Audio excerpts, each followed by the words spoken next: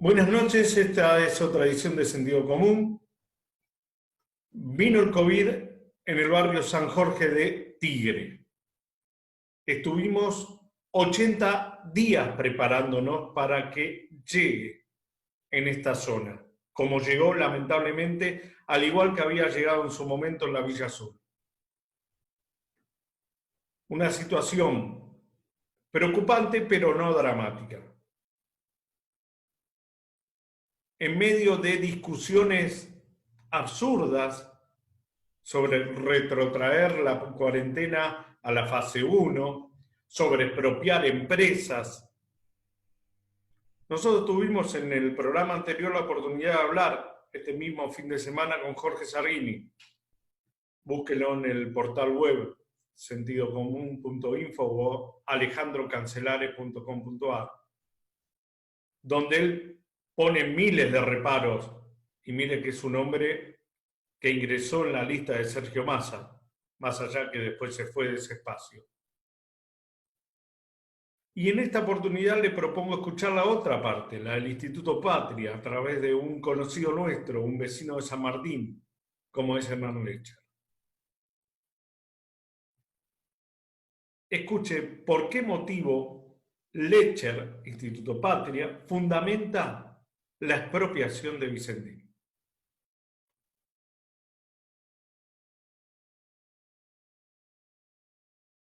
Estoy charlando con Hernán Lecher, economista, hombre de la política, que me va a tratar de convencer por qué motivo está bien haber expropiado Vicentín. La razón, digamos, si querés, más inmediata, no menor por ello, pero más inmediata, es algunas cuestiones muy concretas que tienen que ver con la vida de Vicentín en particular. Me refiero, Vicentín, entre todas las participaciones que tiene en empresa, etcétera, deben ser unos 5.000, algo más de 5.000 trabajadores. Es decir, hay una necesidad de resolver la problemática del empleo de una buena parte de los trabajadores, en este caso de la empresa y de las distintas empresas en las que participa Vicentín. Y yo diría que a la par de ello, la situación de un montón de productores, muchos de ellos pequeños, de cooperativas, que no solo tenían acreencias que les interesa obviamente cobrar con Vicentín, sino que además viven, o su suerte está atada a la de Vicentín, es decir, si Vicentín le va muy mal, esas empresas probablemente, insisto, en muchos casos cooperativas del interior del país, etcétera, bueno, perderían la posibilidad de seguir produciendo en muchos casos.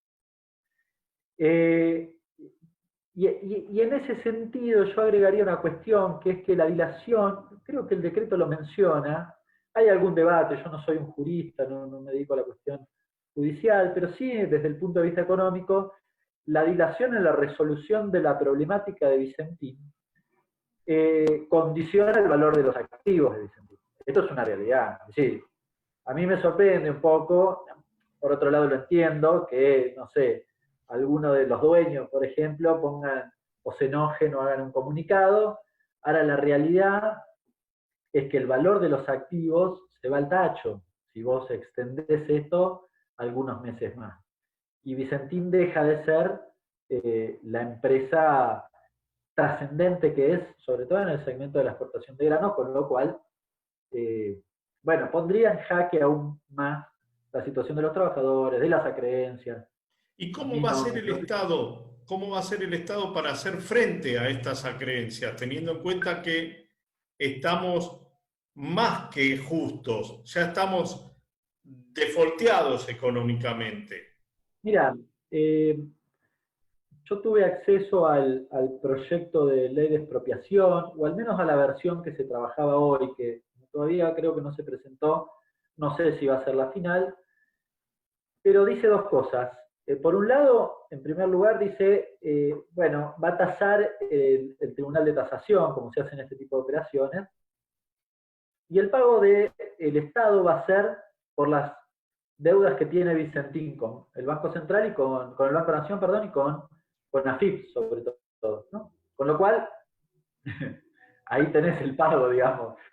Ya estaba pago. El problema es cómo lo cobraba, sino en todo caso es al revés. Y en segundo lugar, una cosa que a mí me llamó la atención, que es que permite, vamos a ver si efectivamente queda así en el proyecto, pero en principio permitiría a la administración que quede en la expropiación, en el proceso de expropiación, tomar créditos, incluso creo que en el exterior habla, para la operatoria de la empresa. Es una empresa que se dedica a la exportación de granos. Y que además, a ver, está inserta en un sector que le ha ido muy bien en los últimos 4 años. Llama la atención porque a Vicentín le fue mal. Y de hecho, si vos te fijas, hasta 2008 el balance no es malo. El problema es hacia el final, con lo cual, de nuevo, yo no me voy a meter en la cuestión judicial porque no es mi especialidad, pero la verdad que me llama la atención que le hayan dado 100 palos verdes en noviembre del 2019, cuando la empresa todos sabíamos que estaba, todos no, estaba haciendo convocatoria de acreedores, o sea, ellos mismos decían que no podían pagar y estaban en cesación de pago.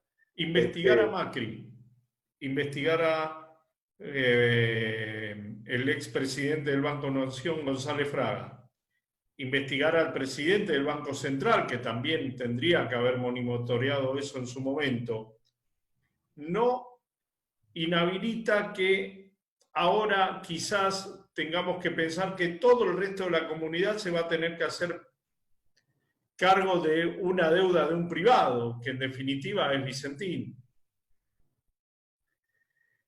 Ahí yo te pondría como contrapartida, primero, que es una empresa que bien administrada tiene posibilidad del repago de la deuda, si vos efectivamente no tenés la mochila de plomo de la deuda principal que es con el Banco Nación y la FIP.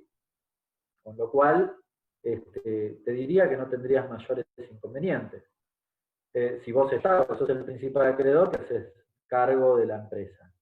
Ahora, el debate sería, ¿y no te conviene tratar de cobrar esa plata liquidando la empresa o te conviene hacerte cargo de la empresa? Bueno, esa es una discusión que claramente abre un debate. Mi forma de ver es que claramente es muy beneficioso asumir el cargo de ejercer la dirección de la empresa. ¿Por qué? Por varias razones que no las mencioné, digamos, hasta ahora dije por qué podía ser útil a los efectos de un montón de gente que podría verse afectada y que me parece que es parte del interés público. Pero la cuestión principal para mi forma de ver es que le da la posibilidad al Estado en intervenir, participar en un segmento de la economía como es el sector agroexportador. Y esto abre un abanico de posibilidades. Primero tiene que ver con el sector alimentos, ¿bien? No hablo solo de la pandemia. Cuando el presidente habla de soberanía alimentaria, está pensando que esa empresa, no en los próximos 2 meses, tal vez sí, pero quizás un poco más adelante, pueda facilitar la política que puede tener el Estado para la producción y comercialización de alimentos, intervenir incluso en la discusión de precios, ¿no? Digamos, no sé, exporta trigo, por ejemplo. Bueno, quizás con el trigo que produce Vicentín vos podés intervenir en la discusión de precios local, ¿no? Sin más que la operatoria habitual de Vicentín.